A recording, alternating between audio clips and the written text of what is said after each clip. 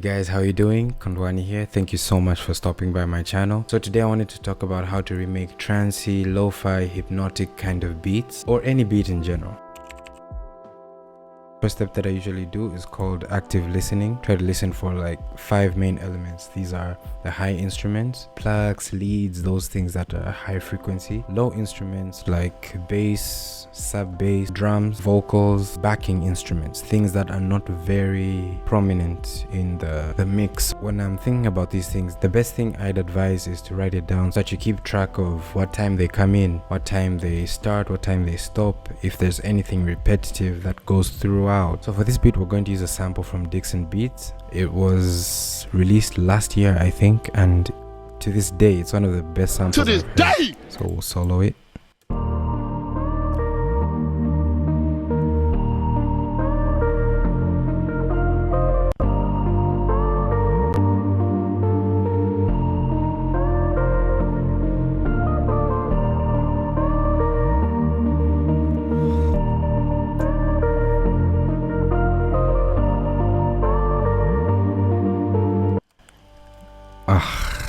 Guys, yeah, that beat is so catchy. Fun fact, he actually listened to the beat that I posted on my Instagram.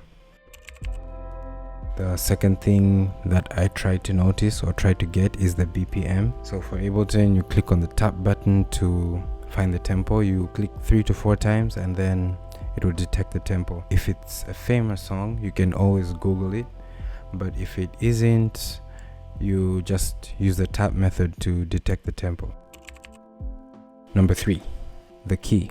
So how I find the key is I usually use my guitar. So there's this specific pattern that I usually use, and I know when it sounds right. When it sounds right, then it's in key.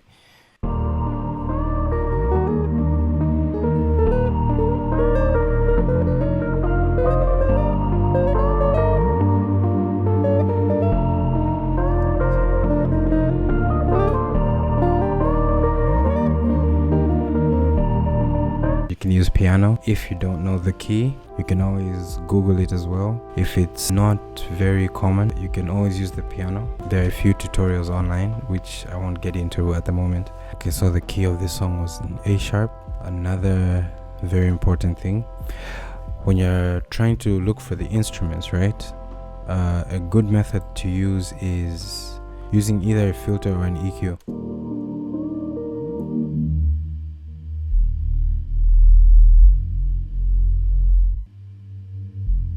Okay, so here we can see that below 100 hertz you can hear the bass. Then in the middle,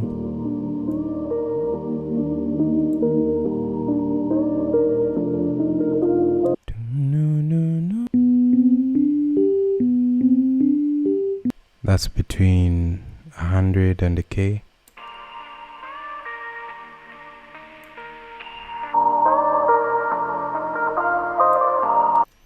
Then at around 1K you can hear the vocals very sharp.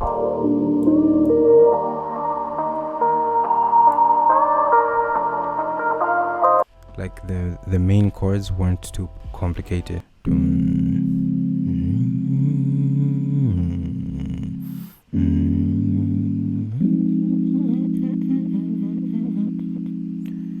Yeah.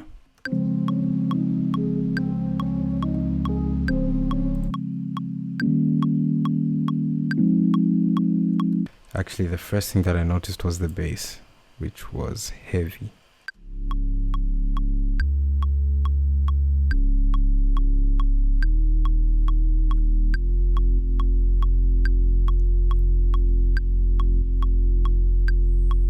That bounce is because I added sidechain compression, so whenever the kick from the drum hit, the bass is going to duck. So you can see that it's ducking there.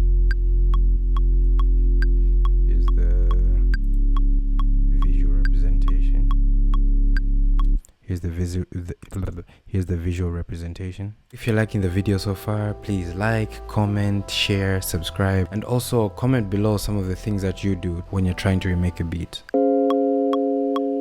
I added these in the background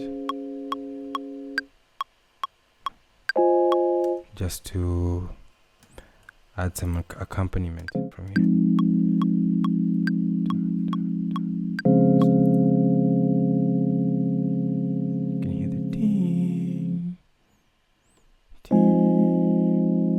same preset, I think it's just an octave higher.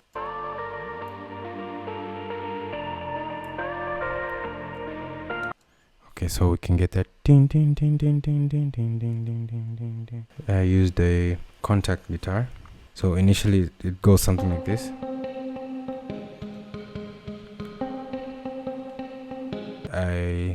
I can say syncopated it so that it doesn't sound too repetitive. Just that. That's. But then I transposed it, so don't forget that. And the next step is creative freedom.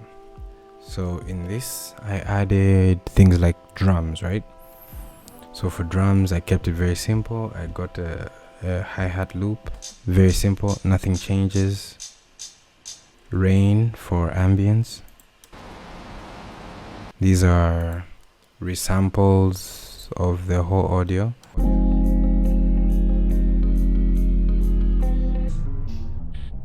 Yeah, you can see that I pitched the ending down so that it would just add some tape stop. From there, I added my own guitar. So I used Amplitude 5. So this is how it sounds.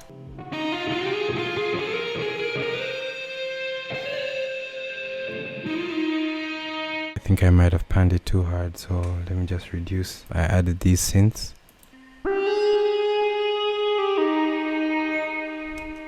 Just for flavor. And the vocals sound like this.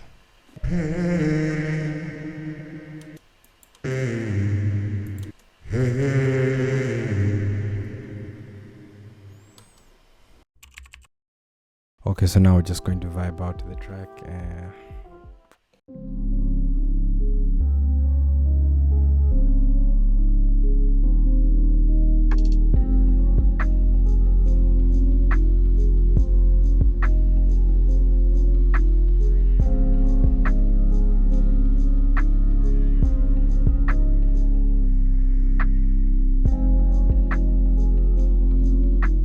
Thank you guys for watching up to this point. I really appreciate it. Watch this video on how I make percussion and then watch this video on one of the beats that I made.